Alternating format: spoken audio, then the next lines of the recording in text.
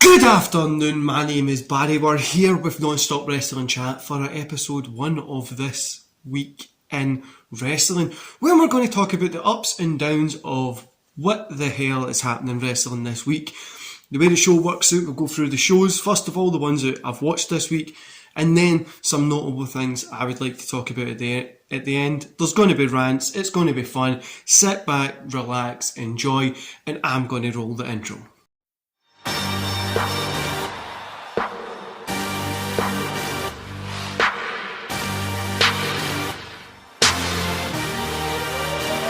Here we are, ready to go, episode 1. New year, new me, looking fresh, feeling good. Let's get going. So, we kicked off this year. As I said, we're going to do the shows first. I'm going to give little brief stuff that I feel about the shows. I know I've done short reviews and a full review. We'll do a little, go through it, some thoughts and opinions, and then we'll talk about some rants, which I know you'll be waiting for. We kicked off with day 1. A really good pay-per-view, a good start to the year. Some iffy things on it, but Brock getting the win was cool. Giving him the belt felt meaningful. Really enjoyed that. I thought the pay-per-view was good. I enjoyed it, and it was a good year for the good start to the year, being day 1, good start to the year. And then we got Raw. Back to the boot and the balls that we don't really care about. It set up Brock versus Lashley, which was good. That's what I'm buzzing for. Everything else in Raw didn't really matter.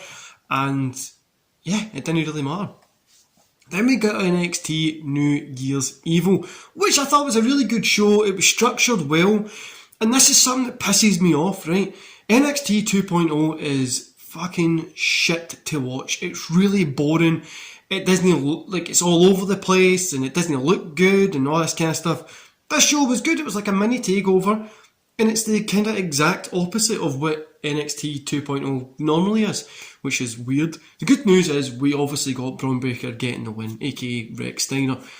Getting the win, being the champion that he needs to be. This guy is a star. He's going to be insanely huge. He's just going to be insane, and he's going to be the next Roman Reigns, next Rock, next Scott Steiner. He's going to be the next star for that company, and they've got that gold mine there. Now, heading to Dynamite. Dynamite was a good show. I still don't understand this obsession with the opening match being the main event. Bryan and Paige was fantastic. Again, for the second time, it was fantastic. Kind of bittersweet on this because I want to see it continue, but obviously it had to end it somewhere. But I think we'll probably see these two tie up again somewhere in the future. But the thing that really got me with this one is, apart from this show opens and then I feel like I need to sit through it. MJF CM Punk stuff was cool. Then it feels like I need to sit through the rest of the show just not really caring what the hell's happening in the rest of the show. But overall, I'd say I did enjoy Dynamite this week. Impact, we're just going to give them a shout in there because they're there and we're doing it this quick kind of way. They done their stuff before Hard to Kill, and that was about it. They didn't really do anything that was much of interest, and still not really caring about Impact at all. SmackDown really didn't do much for me this week. Same as Rampage, didn't really do much. The whole Friday wrestling thing didn't do much for me this week at all. SmackDown, we announced the Royal Rumble entrance for the women's one that I'm going to talk about in a minute. We got Roman Lesnar and Heyman. The stuff there was fun. That's probably the best part. And then we're setting up for Roman and Rollins at Royal Rumble, which I'm going to talk about as well, guys, in my little bit of a rant. Rampage didn't really do much. Baker Rio stuff was getting set up. Adam Cole looked good. That's about it. Now to the in-depth part. And by in-depth, I mean me moaning and ranting about shit. So, Mickie James is in the Royal Rumble. We need to kick off with this. What the fuck? What the hell? I don't even know where this one came from. After the way she was treated last time, I didn't see this happening. So this one was really a surprise. Obviously we've got other people like Lita and Nikki Bella getting announced for coming in, which is surprising. I'm not really sure why they're announcing it 3 weeks out. You know, I can see people saying on Twitter and stuff like that, there's going to be a bigger surprise. Right, cool. If there is, well done. What's the bigger surprise? Trish Stratus coming back? I don't know. What's it going to be? But I'm kind of like, do you know, you've announced it 3 weeks out instead of from making it at the moment, like Mickie James didn't tell us and she came out at the Royal Rumble. It'd have been a bit of a pop, like what the fuck's she doing back since she's over on Impact? But it is what it is, do you know what I mean? And it does kind of seem like they're going away. Is Mickie going to drop the belt to Pruzo at the pay-per-view? Kind of seems that they're giving away a wee bit, but who knows? Anyway, also, like I say, decided letting us know the 3 weeks before it and giving us some of the card 3 weeks before is pretty unusual for WWE. It's normally the week before we get that. But the one thing that kind of has got me is Rollins against Roman, Seth against Reigns, whatever you want to say. I know it's going to be a good match, right? But the one thing that's pissing me off here is there's that lack of build, talent and usage on SmackDown to compete with Roman. They've had to go over to Raw because Brock went over there. They've had to go over to Raw to get Rollins to come over. It doesn't really matter, is it? And I don't think Seth getting a lose at the Rumble before Mania is going to do him any favours here. Now, did he drop the belt to him? Who knows? I don't think they're going to, because Roman's Roman. Obviously, he's making probably the most amount of money in that company for anybody at the minute, but the match will be good. I just don't get why they've had to go to Raw to bring a star over there when they've had the whole pandemic to build. Now listen to this, right? Obviously they've released some of these people and stuff like that. But you imagine the main event picture, if booked right, they had Walter, Karrion Kross, Aleister Black, Roman Reigns, Kevin Owens, Seth Rollins, Bobby Lashley, Big E, Keith Lee, Damian Priest, Brock Lesnar, and throw in a few other people there. They've I don't know how else you could throw up there. You throw in a few other people. That would have been an insanely packed main event there. You mean Drew McIntyre, Sheamus, you put all these guys up there and you could have had tons of matches and all of them in the Royal Rumble. Just, who the fuck's going to win this? Like, but they didn't. They didn't take that time during the pandemic, and you can really feel it now. Like, what if Roman Reigns gets hurt? What about if, obviously I hope none of this ever happens and he stays nice and healthy, but Drew's been hurt and you can see that they're feeling like they don't have somebody there. And over on SmackDown, it's the same thing. That's why they've gave the belt to Brock Lesnar. As much as everybody keeps saying that Brock has lost most of these pay-per-view matches recently, put over people, it doesn't matter who he put over. Nobody, compared to Brock, who really cares? He's still over as shit. Him against Drew McIntyre, don't really care. Brock's still the guy I want to see over Drew McIntyre. Exact same thing with Seth Rollins. Still want to see Brock Lesnar. Seth Rollins is cool. He does good in-ring work, same as Drew McIntyre. Still want to see Brock Lesnar hold that belt more than I want to see those two guys do it. That's where the put over thing gets a wee bit muddy in the water. You're putting somebody over, don't really care if they're over. I want to watch Brock Lesnar. But you know what? I don't really know anything, as everybody keeps telling me. This week in wrestling, obviously we're going to be having these rants, and I know a lot of people are probably going to moan about it, but that's cool. Keep hitting my DMs up. For some reason, Twitter is happy when you do that. So, you kind of, WWE is at a point when they're stuck going forward. Do you know what I mean? Like, I feel that they've realised that what they've been doing hasn't worked and have failed to lit some people up, but hopefully they're going to rectify it soon. This week we also did see a lot of the old staff for NXT get released. Notably was William Regal, Road Dogg.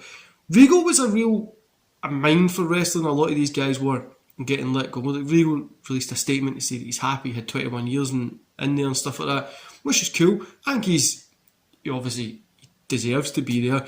I'm not going to say I'm the biggest William Regal fan. I think he's a cool guy. I know he's got good in-ring work, but I don't go out my way to watch his matches.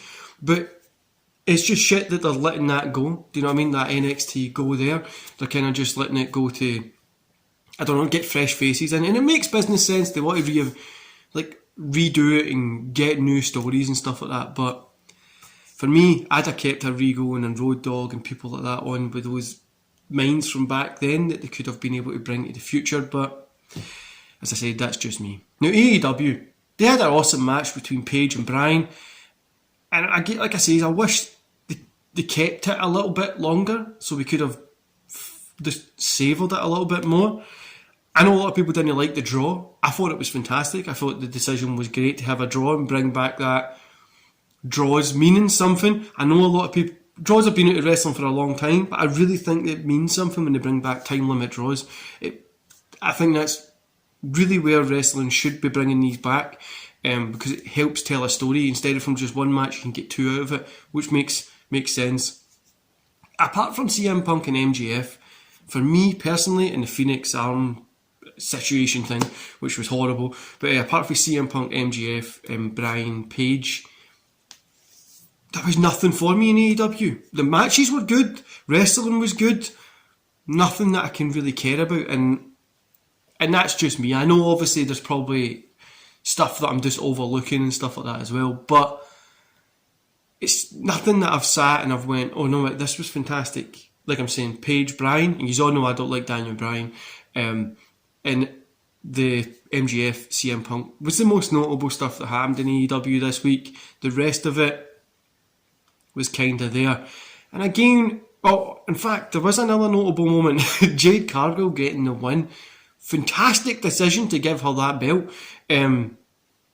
Honestly, fantastic decision to give her that belt. She looks like a star. She's getting better in the ring every time that we're seeing her, which is fantastic.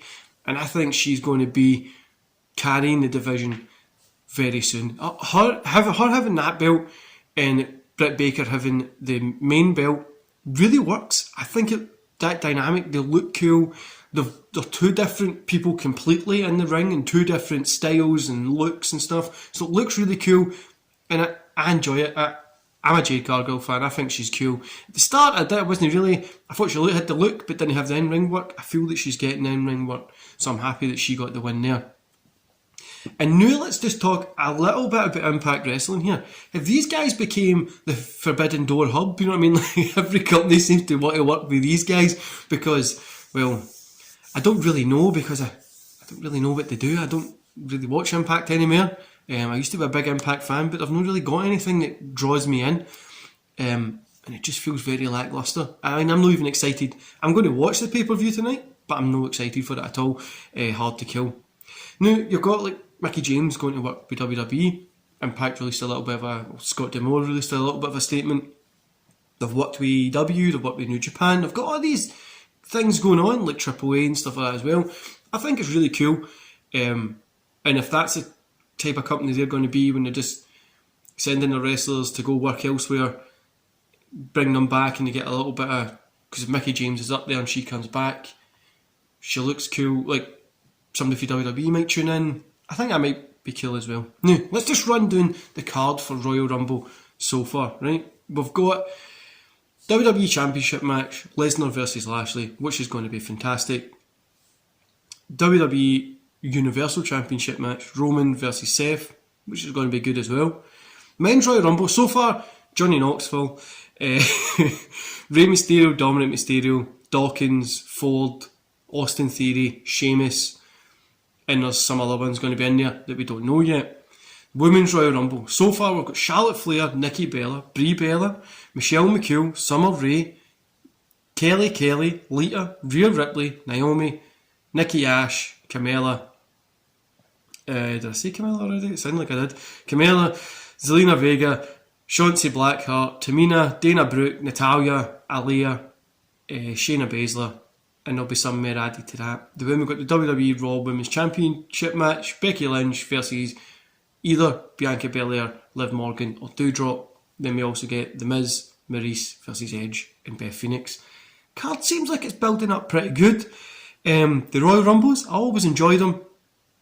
Am I really looking forward to the women's one just now? Probably no, because I don't really know who they're going to give the win to. Do you know what I mean? Charlotte Flair's in there. If it was me, I would even just do the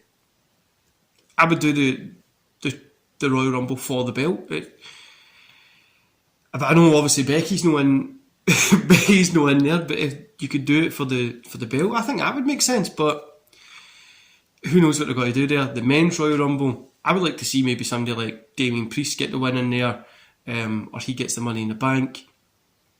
Somebody kind of new that they can push a little.